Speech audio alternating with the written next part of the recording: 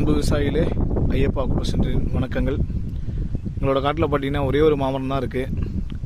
ஒரு 2 டோஸ் மருந்து கொடுத்தேன். ஒரு 2 வருஷம் எல்லாம் மருந்து அடிக்கிறதில்ல. பெருசாக ஒரு வருஷத்துக்கே ஒரு 4 காய் 3 காய் இந்த மாதிரி தான் காய்க்கும்.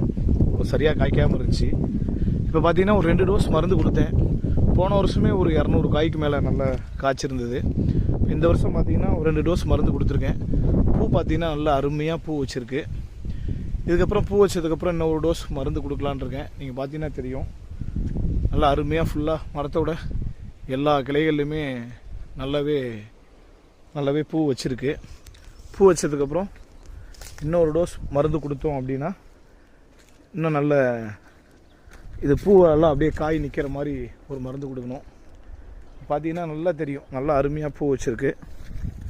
ஒரு 2 வருஷம் முன்னாடிலாம் பார்த்தீங்கன்னா நல்ல பூ சும்மா ஏதோ ஒரு கிளையில் வைக்கும், அப்படியே விட்டுரும். பட் இந்த வருஷம் பார்த்தீங்கன்னா நல்லாவே பூ நல்லா கட்டிக்கிட்டே இருக்குது. நீங்களே பார்க்கலாம்.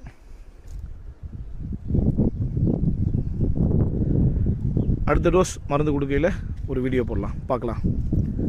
நன்றி நண்பர்களே, வணக்கம்.